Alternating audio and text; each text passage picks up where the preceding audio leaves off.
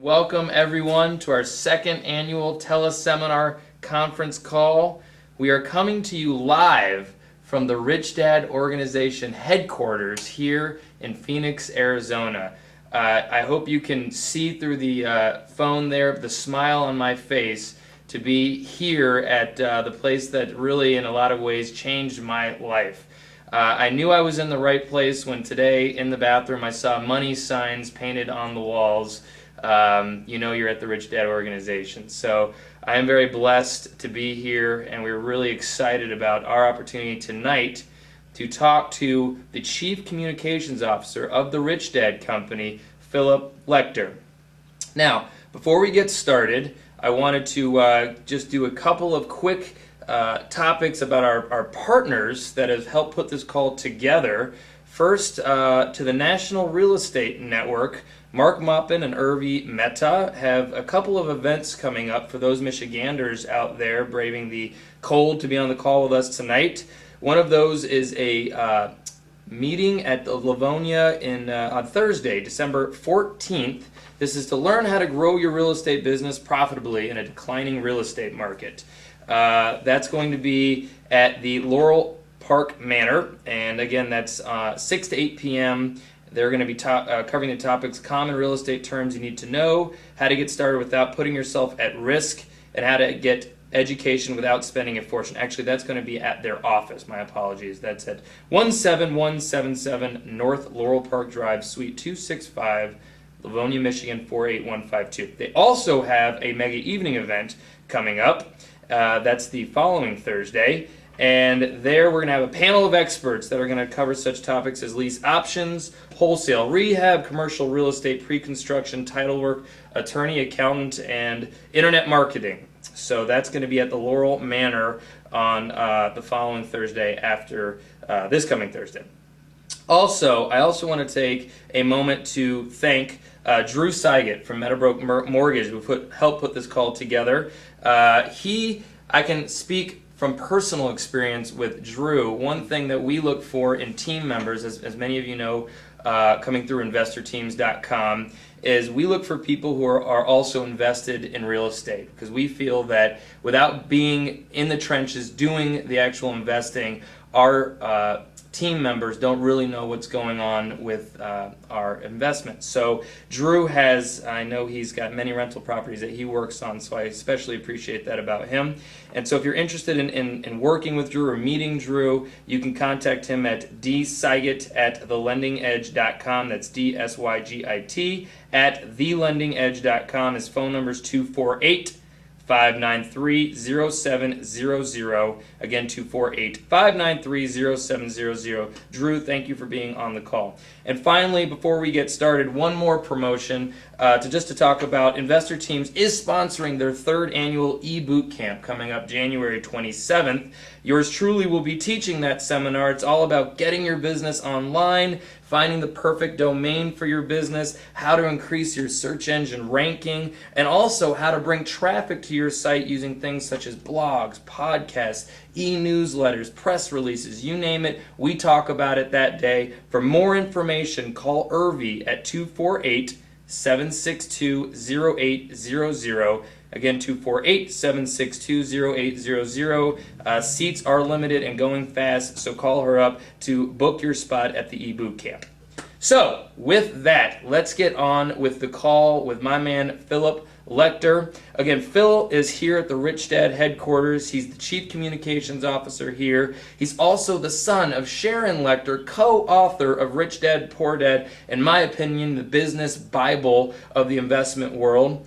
Phil's a graduate of Arizona State University, and here at Rich Dad headquarters, he oversees coaching, seminars, and franchising.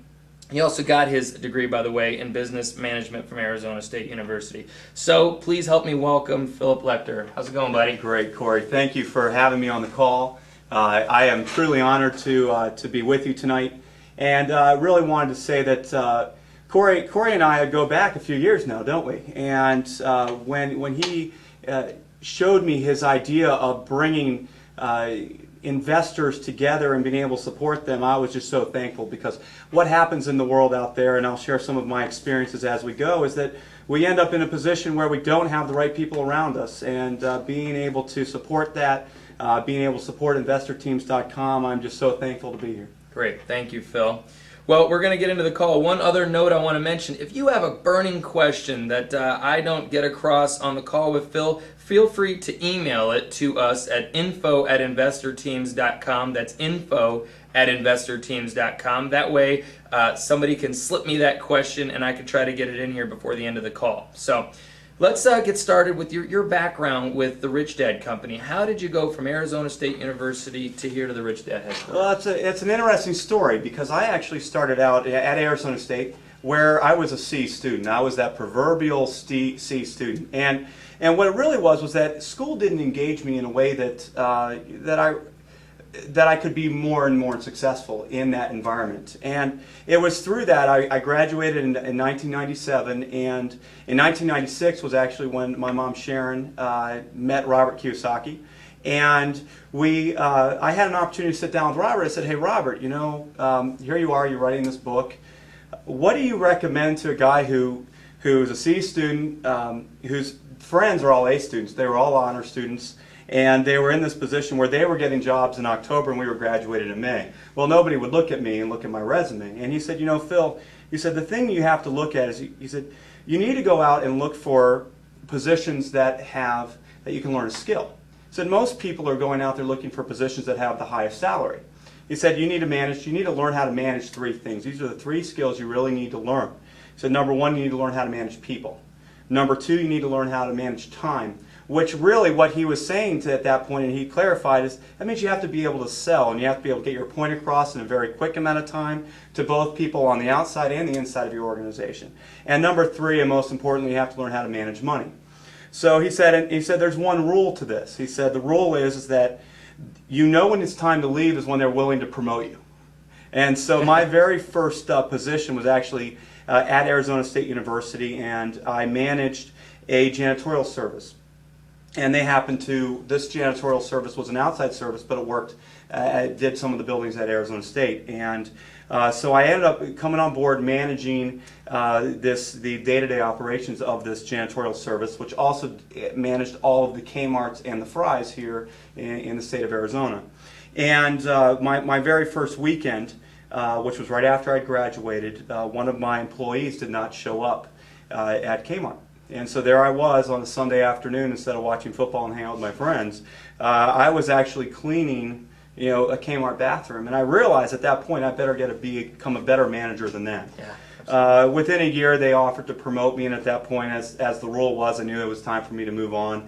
And I went and worked for Gallo Wine. And Gallo, I was in sales. So my responsibility was to go out and make sure all the shelves were stocked, all of the elements were in place, and make sure that I sold. So again, a year went by, and they wanted to promote me to a district manager, and at that point in time I knew it was time for me to move on. Well, my third position was actually a sales and finance combo, because I knew I needed the financial side. And so what I did is I found a lease finance company, so I had to knock on business doors. So I had to learn how to cold call, both in person and over the phone. And through that I would sell money to businesses that needed equipment.